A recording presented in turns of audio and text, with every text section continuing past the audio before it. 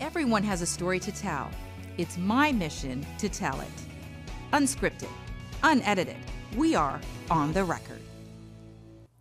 Hi everyone, I'm Sarina and welcome to On the Record, where we hear such incredible stories from inspiring people. And today, back on the record, two of my most favorite people, Linda Hurtado Bond and Lissette Campos. Okay, two of my mentors. Girls, thank you for being here. We've been friends for such a long time, haven't we? Oh my gosh. Okay, I should have worn my red though. I didn't give you the memo, I'm sorry. Okay, wait, listen though. In honor of your book, your latest book that you wot, All the Broken Girls, I am wearing. You have red and black, okay? Your red and black is right there.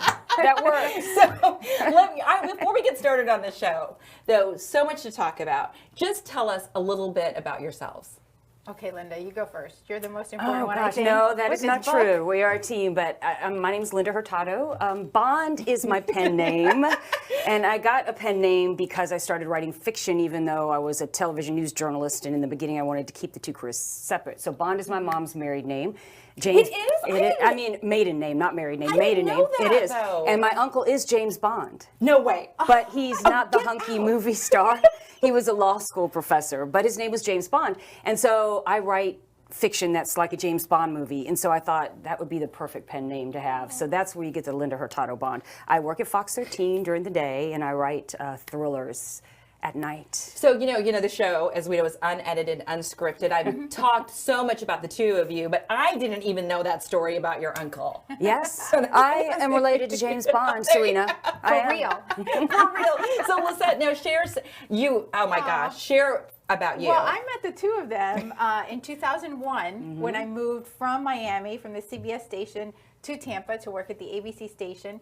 And fast forward, 35 years later in the business, I now do media and communication strategy, and I'm a master storyteller. So when Linda gave me the opportunity to kind of advise on the book and on all of the twists and turns of this novel, I just jumped at the chance, and I'm really excited to be here today to talk about it. One of the goals, and we'll talk about this more, was to bring the Cuban American culture to people who may not know much about it, because I love it so much. And so I relied on Lissette too, just to kind of double check me on everything, because you get so close to a story, sometimes you miss the obvious. Yeah.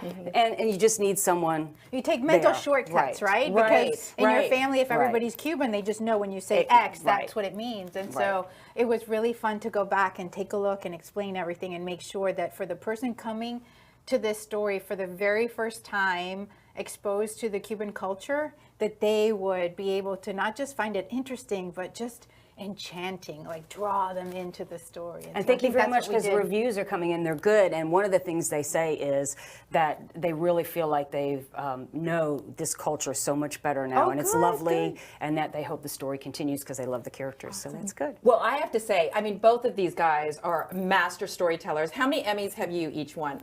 People like I have 8. Yeah, and like you have more. I have 13. 13, and I stopped. I thought 13's been a very lucky number for me, so I'm just going to stop at 13. I share that with you. I share that because, there's many other awards, of course, that you have won, but I think people really know, they hear Emmy and they think. But you've won a few too. Oh, well, it's not nearly as many. But thank you. So why do you think it's so important to share more about the Cuban culture? Well, I think you hear a lot about it now, about making sure that people can read books about their community and see their lives in books, in TV, in the movies. And the Cuban American culture is big here in Tampa and in Florida, but I don't know that people in Wisconsin or people in Maine or in Alaska know about this beautiful culture. And I married into it. My father is Hispanic, but I married into the Cuban culture. And I love my husband's family so much, and all the wonderful, beautiful traditions, from the food to the fact that family always comes first. And when the 2-year-old's having a birthday party, you go, right? Even if there's 5,000 other things you'd rather be doing, you go because family supports family. It's what we do. And I just wanted the world to see that. And then I thought of some of the really cool traditions, like or religions like Santeria. Yeah. Just some things that I don't think people know too much about, and may go, ooh, because they don't know too much about it. Right. So what a nice opportunity to learn. And, like we do in our culture, we just want to give everybody a big warm hug and a kiss on the cheek and say, welcome home when you read this book. Just welcome home. Well, okay, so tell us, though, one thing we're all really familiar with, too, is newsrooms and, behind the scenes of newsrooms. And, that's always so much fun. Right. But so tell us about the book, All the Broken Girls. It's also, it's very intriguing. It's a serial killer thriller, too, so it's not all warm hugs and kisses. I will say that. It starts in a newsroom. So what a better place to start a book when you're a news reporter than, in the newsroom. It is a Cuban-American crime reporter who's on suspension because she rattled a city council member with an accusation and got suspended from work. And so she's looking for a little redemption herself because now she's doing fluff stories on sloths at the zoo. I'm very offended by it. Lissette, weigh in on when you are doing the major story and then you do those type of stories. How does that make you feel? Not good. Not a good day. It's a public spanking, kind of. Yes, it is. It's public humiliation. Right. Absolutely. So that's how the story starts. And she goes out, of course, thinking, well, I can, how can I mess up a simple sloth story? And then, of course, a murder happens, and it's in her neighborhood. So she decides to not do what the boss told her to do and go to the crime scene anyway. Yeah. And it is stunningly like her own mother's murder 10 years before.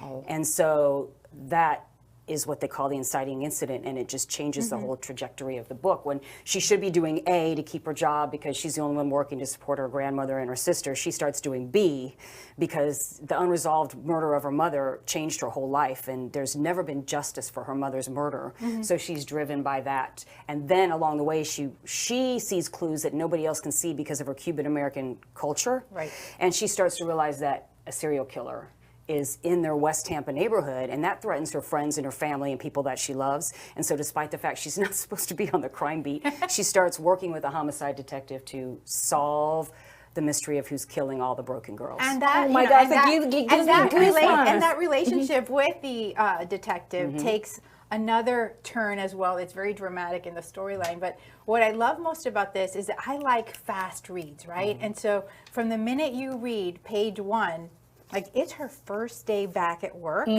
She's coming into a newsroom where people are not happy to see her. There's a lot of drama. There's a lot of tension, even in the way that she handles her stress. She's constantly turning her bracelet. It's like, strap yourself in. This story is going to go really fast. And she gets into so much trouble very quickly. And the way Linda describes the newsroom and everything from the way she walks into the assignment desk to the way she gets into the car with a photographer and he's looking at her like, you're not gonna do that, are you? It brings back so many memories of exactly what happened a day on the job in the newsroom. And why do you think, because a lot of people don't, I remember when my Sammy was 4 years old, she thought every mommy worked in the newsroom. I'm like, oh my gosh. I'm like, no. Why do you think working in a newsroom is intriguing to so many people? I love the fact that it's something new every day. It's very different. And I also love, my brain thinks like a first responder. I like problem solving. Okay, this is the issue. What do I do next? What's the solution? What's my deadline? When are we doing it? And so in the newsroom, that's what you have every day.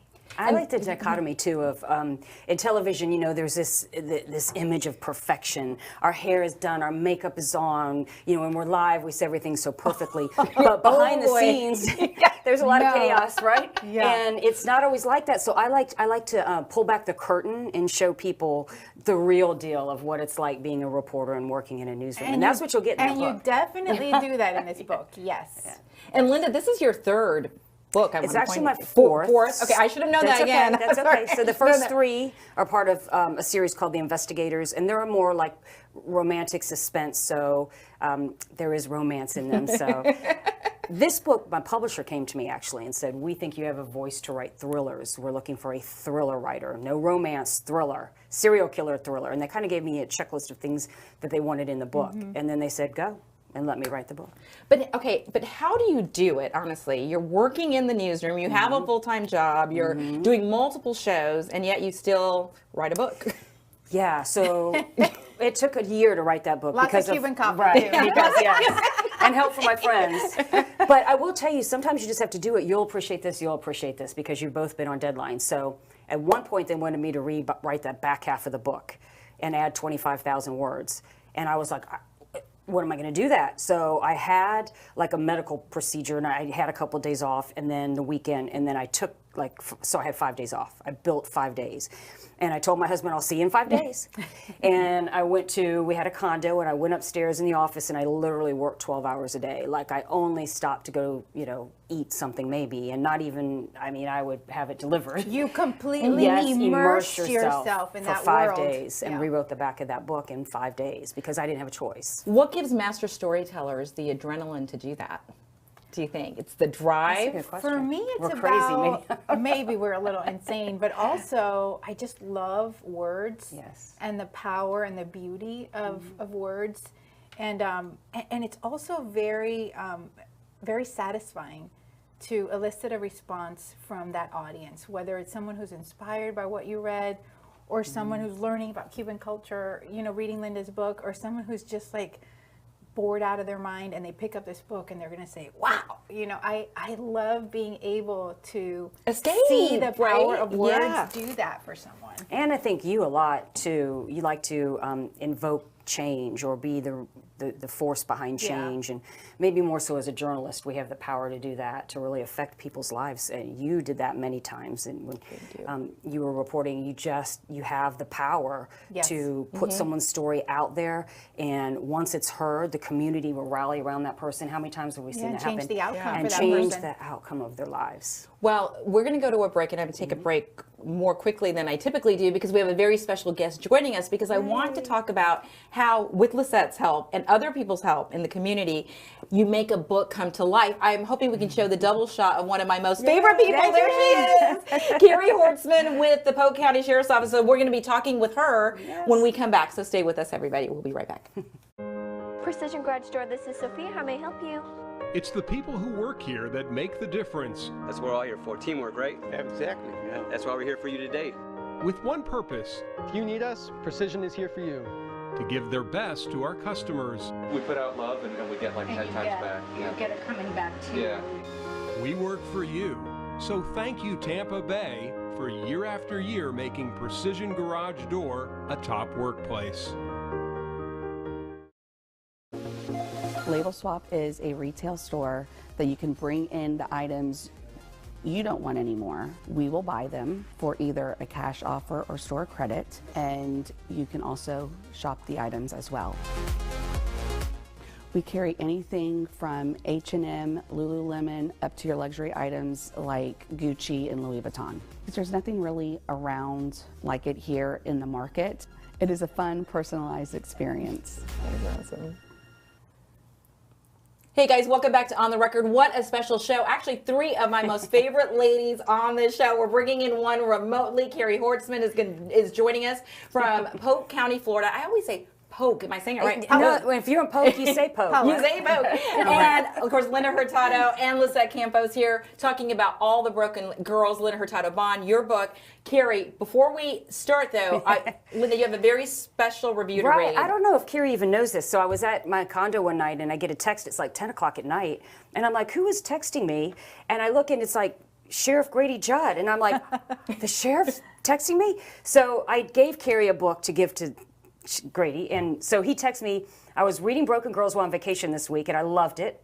Hanks may be in Cuba or living in a fish camp shack on the western shore of Lake Kissimmee in Polk County, using his experience as a detective to elude capture, including traversing the river to Lake Okeechobee and out into the Gulf of Mexico, giving access to Cuba. Along the way are more dead bodies, emoji, emoji, emoji. Some only bleached skeletons in the Florida sun, emoji, emoji, emoji. And I'm like, oh my gosh, he actually read the book, because you wouldn't be able to write that if you didn't, So anyway, it thrilled me that he read the book and he gave me that great review. He's awesome. He is. And he's for people, awesome. So I'm very blessed that we actually have international viewers on the show. But Sheriff Grady Judd is really a character. I mean, when I say character, I say that in the most wonderful, way, positive way. He's just amazing and has really, really can, carry an interview. I can tell you that. He is, I would dare say, one of, or the most well-known sheriff in the entire United States. Yes. And so the reason I came to Carrie is because there was a scene in the book that was very familiar to something that happened in Tampa.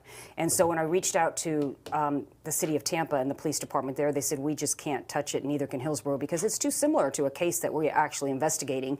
And I knew, Carrie and the Polk County Sheriff's Department, and I thought, well, gosh, they would just be the perfect people to go to, because I know this case doesn't involve their jurisdiction, and they might be able to help me with just the details of making my homicide detective authentic.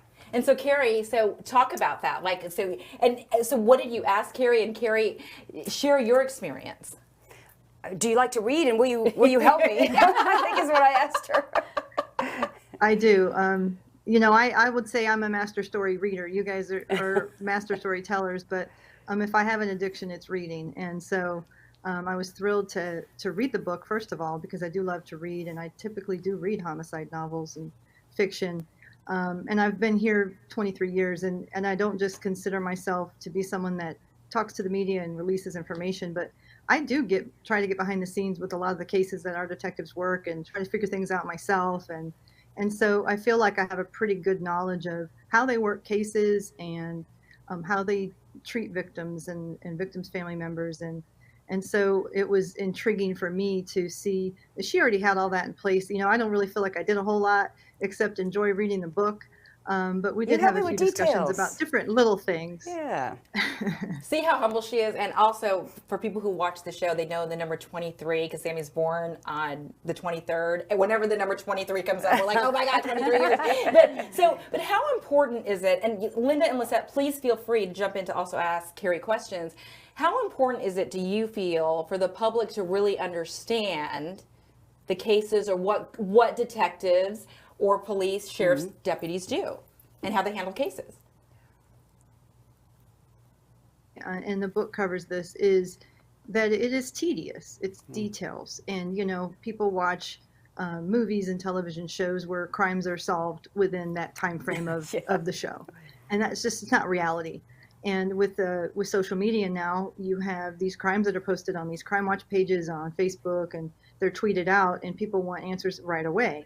And, it takes time, and especially when you are interviewing victims' family members. And what I liked is I learned more about what reporters do. I don't know a lot of behind the scenes of what they do.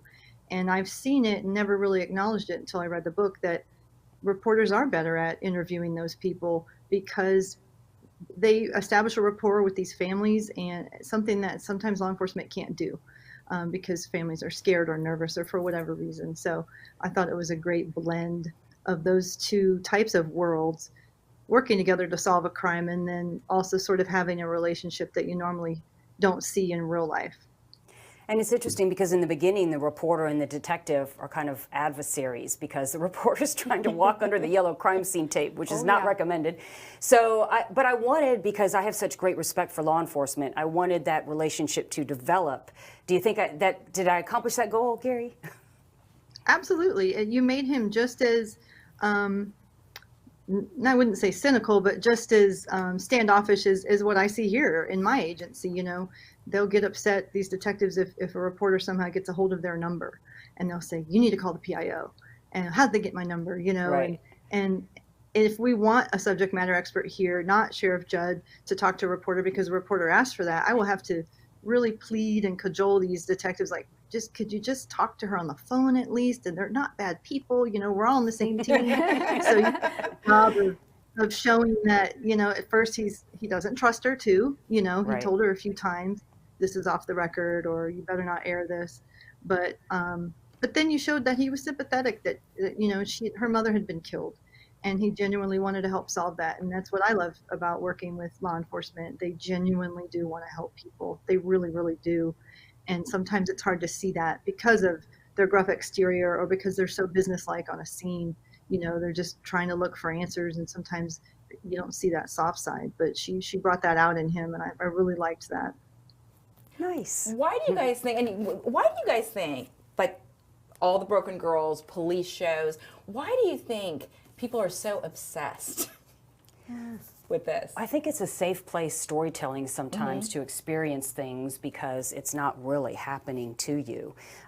But also with a whodunit or a mystery, I think people like to play detective or reporter, and they want to put the pieces together. And in this book, their clues are dropped, right? Yeah. And so you have a chance to put all the clues together and try to figure out who the serial killer is. And that's why I particularly liked working on this book, because I was able to see what Carrie was doing to help you with the stuff behind the scenes and the clues. Yes. That when they would come into the crime scene. So, you know, the newsroom scenes, it was like a little flashbacks, you know. But whenever I was reading, you know, you described the crime scene itself, how they're coming into this room, or they're looking at an old file, or she's talking to that informant on the phone that should not be calling her, by the way, and how he's describing things. Like the way Carrie helped you like weave that together, it kind of like gave me a behind the scenes look at what it's like to be a law enforcement officer walking into this room where you've got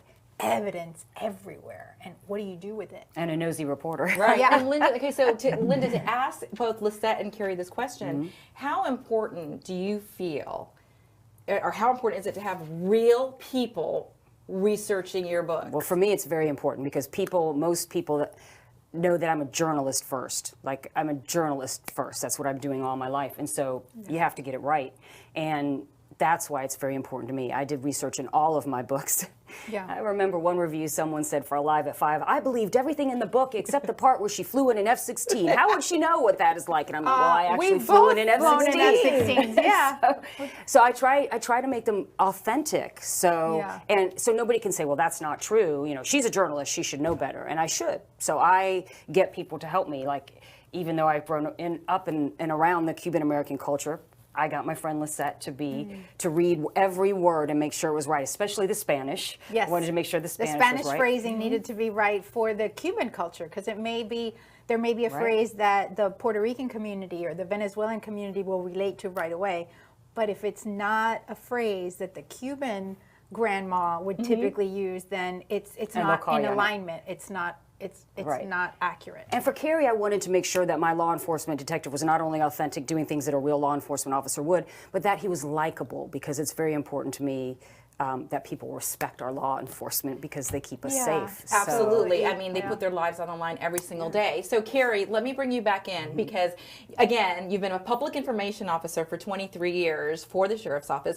Is this the first time you've helped research a book? And what was that like? Oh, I mean, I know you talked about it a little bit, but how cool was that to be able to research a book? I stumbled into it because I was going to get some homicide detectives to read the book or read the chapters that Linda sent.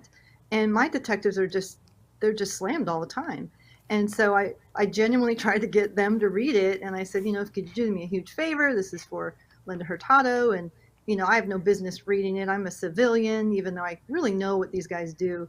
And so I just couldn't get them to do it because they just didn't have time. Not that they didn't want to. And so I told Linda, I said, well, if you don't mind, I'd like to read it and, just give you some insight. And my husband's a law enforcement. He's a captain here. So, I had a question myself about, I can't even remember what it was now. It wasn't the photo pack because I already knew about the photo pack, but it was something else. Maybe it was about how he was wearing his gun on his belt or something like that. So I have a live-in, subject matter expert that I use too for some of it. But I genuinely just enjoyed it. It is very exciting for me. Like I said, I don't really feel like I did a whole lot, but I appreciate being involved and being given this opportunity to kind of see how the other half lives. I don't get a whole lot of excitement where I am. I'm usually just at my desk all day long. Well, I think it was important to me. And this is why I love this woman. Pleasure. She's so humble. And Carrie, before we bid you farewell, I hope you come in on the record yourself, you and your husband maybe on Love in America, and get the sheriff in here.